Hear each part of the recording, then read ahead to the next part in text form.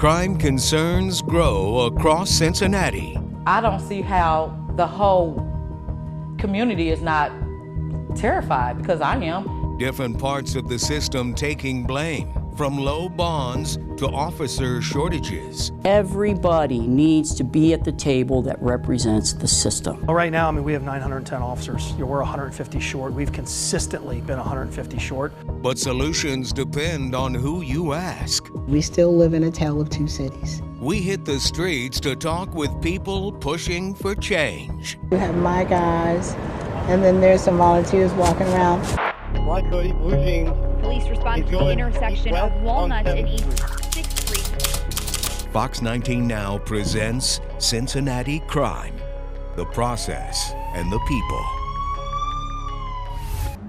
Crime in Cincinnati has become top of mind after a series of high-profile crimes this summer. Thanks for joining us for a special edition of Fox 19 Now at 6:30. I'm Rob Williams. And I'm Trisha Mackey. In June, Army veteran and local gym owner Patrick Herringer was stabbed to death in his home in OTR by a parolee who cut off his ankle monitor, raising a lot of questions about how violent offenders are ending up back on our streets. In July, a huge brawl outside of a local bar grabbed the nation's attention, with video capturing the horrific violence. In the aftermath, many people started to question if our city is really safe. That violence carried over into the fall, with two separate shootings in the center of downtown at Fountain Square within 1 week. And one of the suspects also was on probation at the time. Tonight, we're diving deeper into these issues, from the process that guides the defendant through the criminal justice system to the people, both law enforcement and community members, who are on the front lines trying to keep us safe. Cincinnati police data revealing a mixed picture for 2025. Downtown has seen more violent crime this year.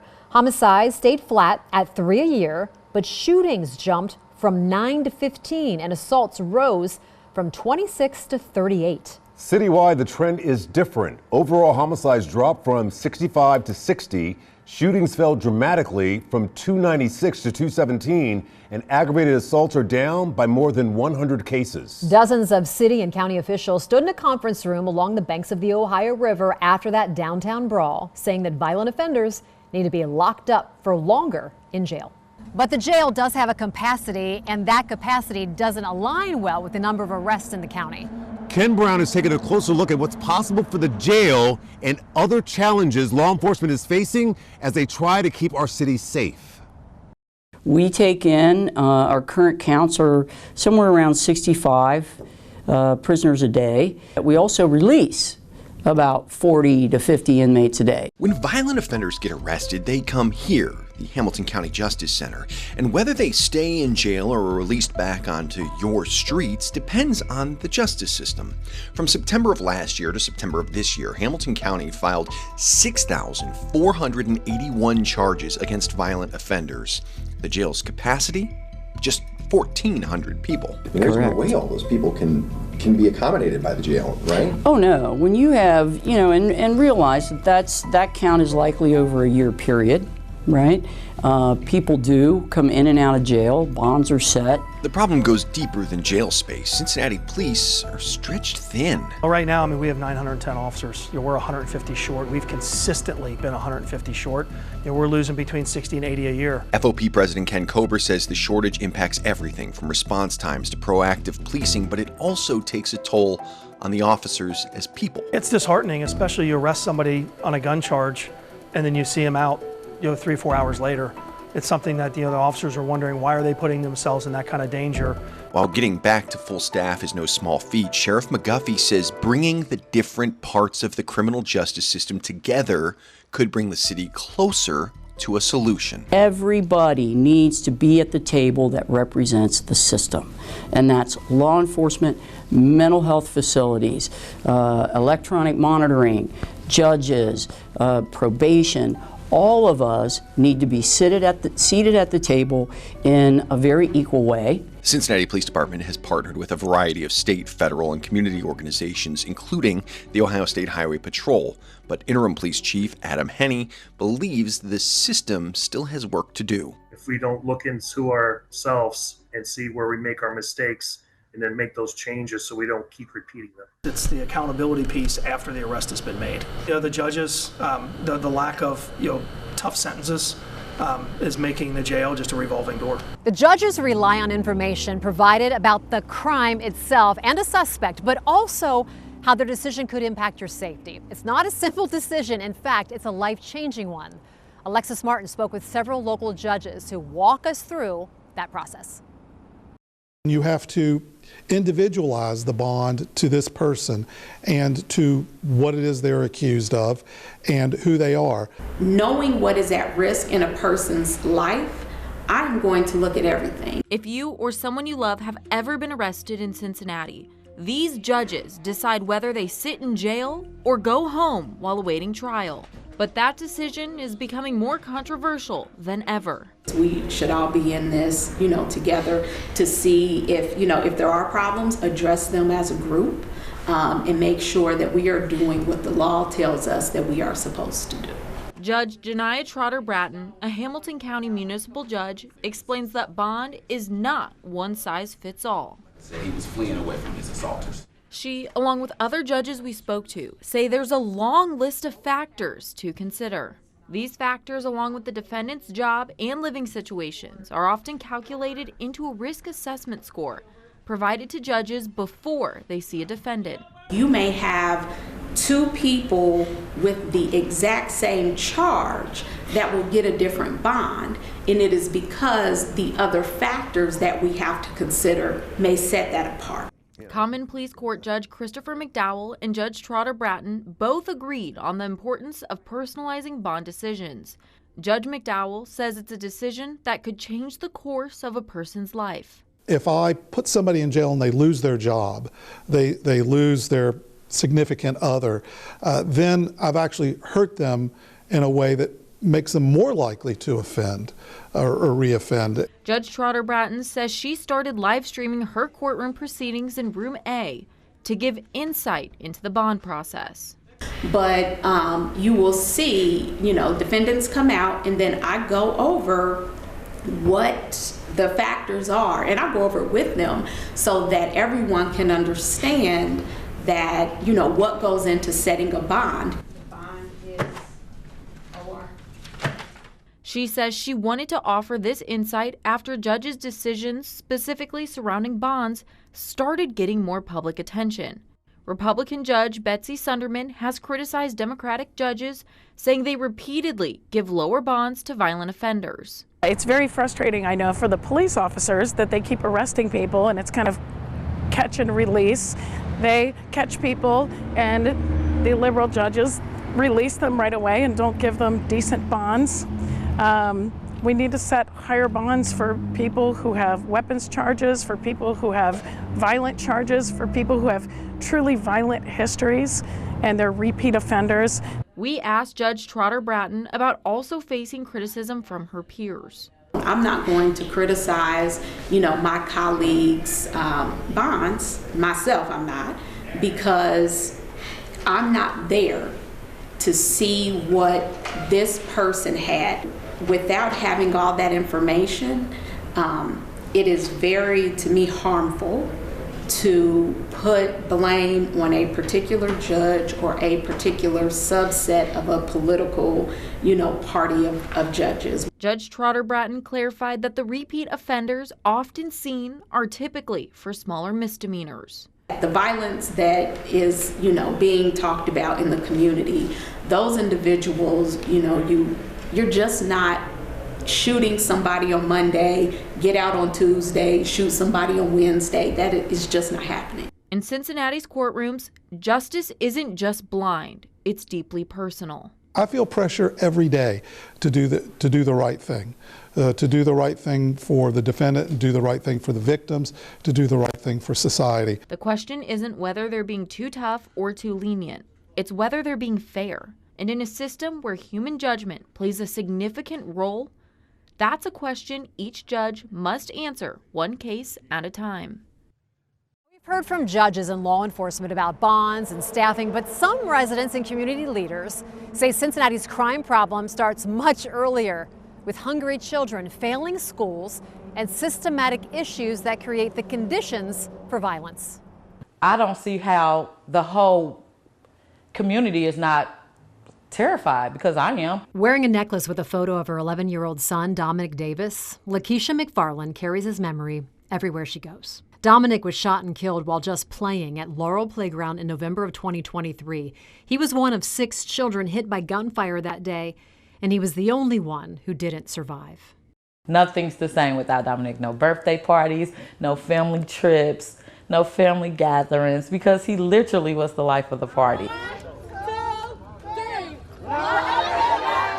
It's been 2 years since her son's murder, and no arrests have been made. Her pain reflects a larger crisis gripping Cincinnati, where community advocates say the roots of gun violence run much deeper than just guns. We as a community determine and decide that we're going to have safe streets and that our children are going to have the mental care that they need, that they're going to have good education, that our public school system has a lot better grade than it currently has. Yeah. That's Damon Lynch, former reverend and community advocate.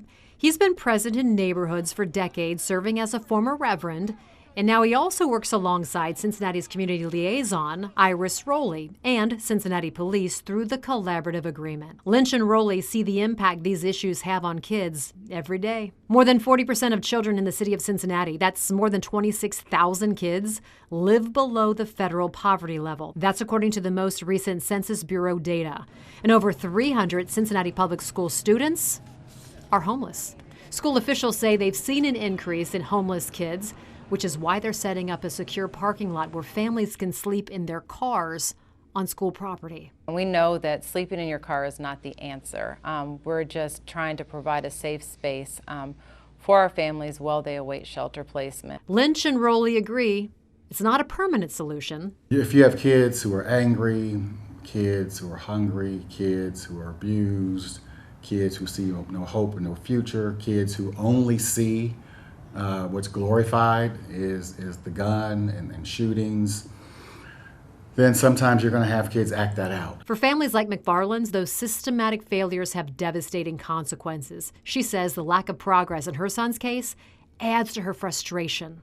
Different people need to step in at this point. Feds, ATF. Not only was my kid taken from me, several other kids were hit in this incident. And they're not getting the justice they need either. Advocates say irresponsible gun owners, that only makes the problem worse. You need people who are responsible gun owners. You have kids shooting other kids in the house because a parent left a gun sitting on the counter, on the table. And we leave them in cars. The other thing too, we need to hold our state accountable. They opened up this wicked door and left us with no probability of mitigating it. Recent violence in the community has not only come in the form of gun violence. Cincinnati's battle with crime was thrust into the spotlight this summer after this video of a large brawl downtown made headlines here and across the country. This one had a racial component to it. And it was this idea that these 6 or 7 black people beat up this poor white man and knocked Holly out. That's why this hits Fox News. Every recorded brawl doesn't hit Fox News. Sure doesn't. This one was racial. Fox 19 requested the surveillance video to offer a clearer picture of just what happened and how the brawl started, but city officials refused to release it. Fox 19 obtained this video from members of the criminal justice system, and in it, you see what appears to be an exchange of words, and then Dominique Kittle shoves Alex Travinsky. And then the scene escalates quickly, turning into an all-out brawl. Cell phone videos posted on social media right after that brawl captured a lot of racial slurs being used. The controversial topic of whether race was a factor gained more attention when Lynch and some other black leaders held a news conference after these 6 suspects were charged. The group called for city leaders to file charges against everyone involved within the next 24 hours, including Alex Travinsky. Now, he's the man seen here on video slapping another man, which at one point was thought to have been what started the brawl. The city solicitor ordered investigations to charge Travinsky, but we're told they refused. Eventually, now interim police chief Adam Henney signed a misdemeanor charge for Travinsky. He was later named as both a victim and a suspect in that case. It wasn't a significant representation of the thousands of Black folk who were here for the largest revenue generating event that the city has. But because of the social media aspect and the outside interference that we heard from high level politicians, only made it worse. Lynch challenges the language used to describe crime. We've all heard the term black on black crime, which in my heart and mind doesn't exist. That term won't exist to me until I hear white on white crime. I've never heard white on white crime. I've seen white people commit crimes against other white people, but it's just crime. But when it's black people, then it's been given a name to it. It has a moniker now. It's black on black crime. And again, that just plays into this larger narrative that's been in America since Black people got here. But both advocates say there's hope in the collaborative work happening between community and the police. If we don't want over-policing, if we don't want abusive police, one way to stop that is when we as a community determine and decide that we're going to have safe streets and that our children are going to have the mental care that they need, that they're going to have good education, that our public school system has a lot better grade than it currently has. Yeah. It's considered by many to be some of the darkest days in the city's history. The riots in April of 2001. They were the results of community outrage after 19-year-old Timothy Thomas was shot and killed by Cincinnati police officer Stephen Roach. He was the 15th black unarmed man to be shot by an officer in a 6-year period. And out of those riots came the Cincinnati Collaborative Agreement. If you live in Cincinnati today, you're seeing the results of one of the most innovative police reform agreements in the country. We came into this thing because of historical, epic proportions of Black men being killed at the hands of the police in the city of Cincinnati, and the Black community saying enough is enough. We pay taxes too. We pay into policing. We want a return on our tax dollar as well. Iris Rowley helped create the Cincinnati Collaborative Agreement in 2002. It was designed to reduce friction between police and the community and foster trust and respect among citizens and police. But getting there wasn't easy. You forced it on us, right? You went to court and said, enough's enough, and we have to do it. And we were stubborn, and we took that on. That's Interim Police Chief Adam Henney, a 26-year veteran of the Cincinnati Police Department. He admits the department resisted at first, but now it's becoming their foundation. It's one of the best. I mean, that's our core of policing here in Cincinnati, and I think that's what makes us one of the best police departments in the nation. It's a national model. It's called the Historic Collaborative Agreement. This was hard work, and it's a work that she continues to do 24 years later. The agreement became a blueprint that other cities study and try to replicate, and it has evolved over the years. The latest updates include improved police accountability, license plate readers, and more funding to support safe spaces for youth.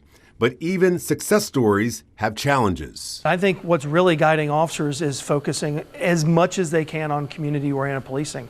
I just saw it the other day, a video from some officers in District 3 that were playing soccer, with some kids. FOP President Ken Kober says officers focus on community policing, but questions whether new officers understand the collaborative agreement's history.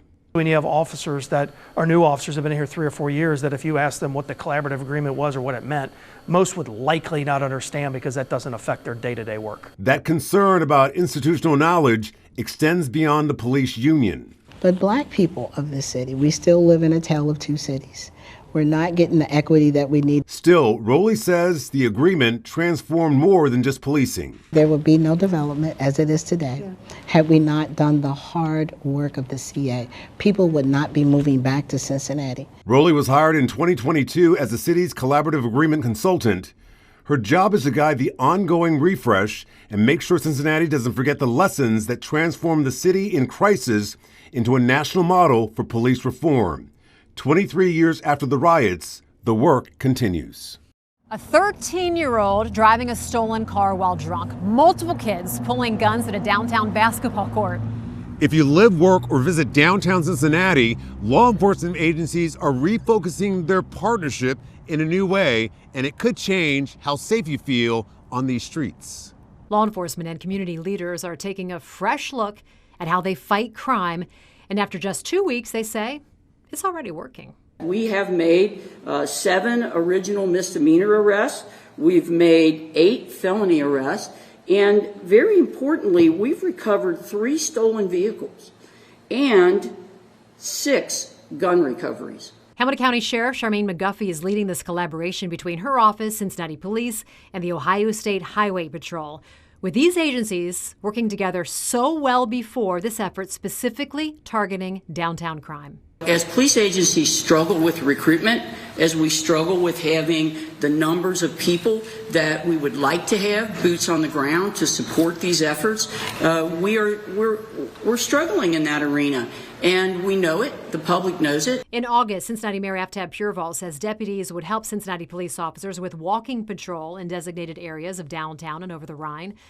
But arrests and increased law enforcement are only part of the strategy. McGuffey says 3 agencies have also spoken with judges in the city and the county to provide amnesty for some people with outstanding warrants. Oftentimes, when people carry warrants like this around, they tend to want to run from police. Many of these are decades old. So we want to clear that up. The plan also includes a permanent SWAT team expansion, targeted enforcement against repeat offenders, and potential citywide curfews. Cincinnati isn't alone in that approach. Crime isn't just a Cincinnati problem, and the partnerships, this partnership isn't unique to Hamilton County. We're deploying similar initiatives across Ohio because we know they work. Meanwhile, CPS board member Eve Bolton is tackling the problem from a different angle. She's working on prevention. Bolton says too many students are ending up at bus stops and businesses when they should be in after-school programs. Kids have to feel a part of their city, and we want them to love their city. But space and funding remain major obstacles. We know that what we're doing is working, but we need commitment from those who fund these programs to fund the programs to allow us to hire more young people. Former Reverend turned community advocate Damon Lynch says the solution requires more than police reform and help from the public-facing officials. He suggests refreshing the collaborative agreement that's been bringing police and community leaders together for the past 23 years. So how do you take all of this that you've learned over the years and put it to use on Summit, in the downtown Brawl area, in the area where the basketball court is over there by Grant Park, where we've seen multiple kids on tape pull out guns and shoot? I think there needs to be a re-energizing of the collaborative effort. And I think the community side of it, the policing part, we can do reforms, we can hold them accountable, but I think the community needs to step up more and see this as our responsibility. The numbers tell one story: fewer guns on the streets, more arrests, new programs in place. But the real measure of success won't be found in statistics. It will be determined by whether Hamilton County residents feel safe in their community. Police responded to the intersection of Walnut and East 6th Street. This has been Cincinnati Crime, the process and the people on Fox 19 Now.